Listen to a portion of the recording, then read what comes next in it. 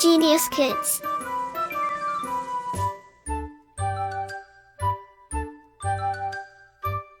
Cultivating love for learning. Chapter 17. Mahatma Gandhi leads the nation. Learning points. Knowledge acquisition. After completing this chapter, we will be able to know about the role of Mohandas Karamchand Gandhi in struggle for freedom of India, the Rowlatt Act 1919, the Non-Cooperation Movement, the Simon Commission, the Civil Disobedience Movement, the Quit India Movement. Introduction. The story of struggle for freedom is incomplete without discussing the contribution of Mohandas Karamchand Gandhi. He became one of the most respectful political leaders of the time as he adopted the path of non-violence and helped to free the Indians from British rules. To show their respect, the people of India started calling him Mahatma Gandhi. Gandhiji was born on 2nd October 1869 in Porbandar, Gujarat. He studied law in England and later went to South Africa to practice law. Mahatma Gandhi stayed there for 21 years. He fought against the racist policies of white rulers there. As the British ruled South Africa and the Indians there were ill-treated at that time. On returning to India in 1915, Gandhiji became an important part of the Indian National Congress.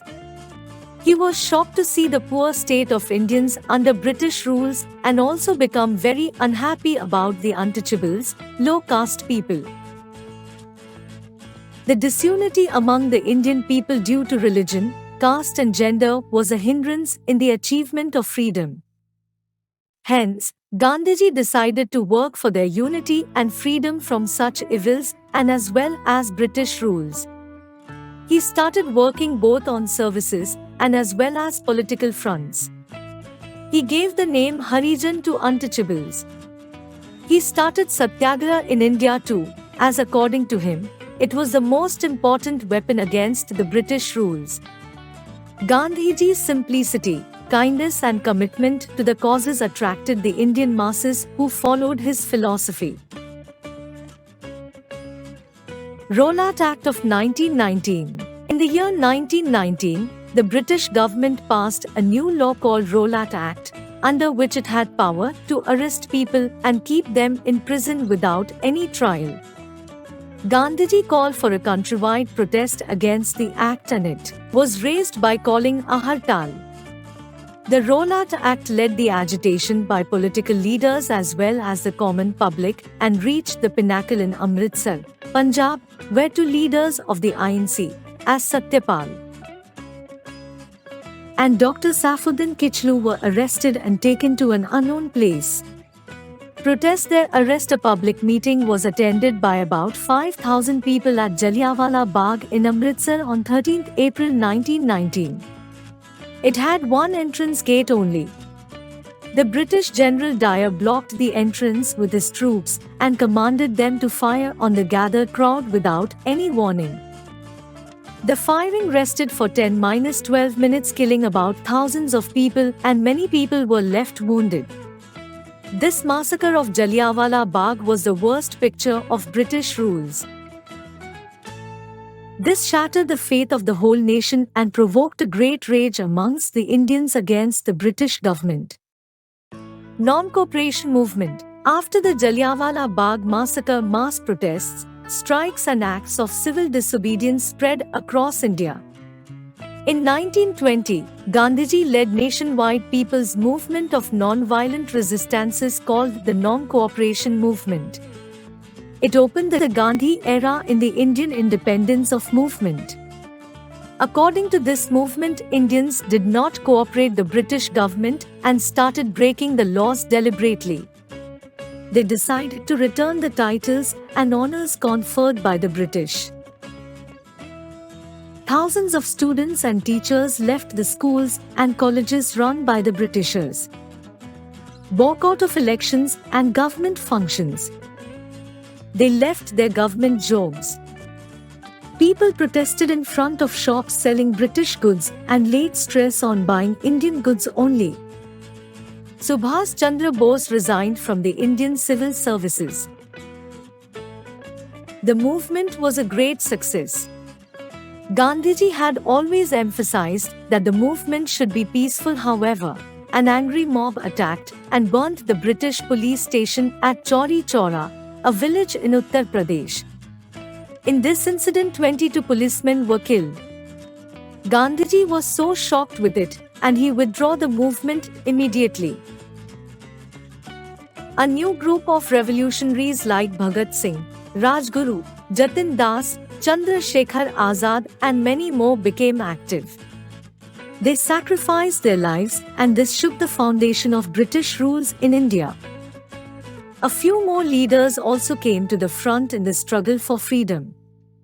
Among them were Sardar Vallabhbhai Patel, Rajendra Prasad, Maulana Abdul Kalam Azad, Sarojini Naidu, Motilal Nehru and Jawaharlal Nehru.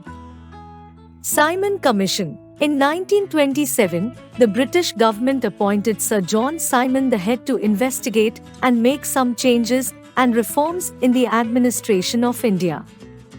The INC, Indian National Congress, boycotted the commission as there were no Indian representative in it. When Sir Simon came to India, the people protested by carrying out black flags in their hands on the road with the slogan of Simon Go Back. The protesters were lathi charged, and in one such act Lala Lajpat Rai was badly injured in Lahore. On 17 November 1928, he died. The great sacrifices of the revolutionaries. On 8 April 1929, Bhagat Singh and B.K. Dutt exploded two bombs on the floor of Central Assembly. Bhagat Singh, Rajguru and Sukhdev were sentenced to death. Jatin Das died in jail after an unlimited fast for many days. Civil disobedience movement. In December 1929, the INC passed a resolution and demanded complete independence or Purna Swaraj from the British. They also started civil disobedience movement under the leadership of Gandhiji. The movement was started on 12 March 1930 by conducting the Dandi Salt March, which he broke the salt laws imposed by the British government on the Indians. The Dandi March, as the British government had taken complete control over salt's manufacture and did not allow Indian to make salt from seawater. The Indians had to buy salt from the British at high prices. Gandhiji covered the area on foot and broke the law by preparing salt at Dandi. This journey of Gandhiji with the 78 followers was called the Dandi March. The movement continued till 1934, and ultimately in 1938 the British government introduced some reforms in India. The British government passed the Government of Indian Act, 1935. As per the Act, Indians were promised more participation in the administration, but control power remained with the British. The INC leaders contested the elections and won in most of the provinces and formed provincial government. Quit India movement. It was civil disobedience movement launched in India in August 1942. In response to Gandhiji called for immediate independence. He asked the people of India to do or die for the freedom of their nation. The British tried hard to suppress the movement but were not successful, as the Indians were now determined to have freedom and hardly faced them. In 1945, after World War II ended, the British accepted that they could no longer be able to rule India. They decided to give its freedom. 15th August 1947 was the great day in the Indian history as India finally became a free nation. Pandit Jawaharlal Nehru became the first Prime Minister and Dr. Rajendra Prasad became the first President of independent India. But the divide and rule policy of the Britishers had been successful somehow because it led to the partition of India into two parts, India and Pakistan, on demand of Mohd Ali Jinnah, who became the leader of Pakistan. Continuous review. Mahatma Gandhi was born on 2nd October 1869 in Porbandar, Gujarat. Gandhiji returned to India in 1915 and became an important part of Indian National Congress. Rowlatt Act was passed in 1919. Jallianwala Bagh massacre was the worst picture of British rules. British government appointed Sir John Simon in 1927. Lal Lajpat Rai died on 17 November 1928. Quit India movement was started in August 1942. India became a free nation in 15 August 1947. Like, share and subscribe.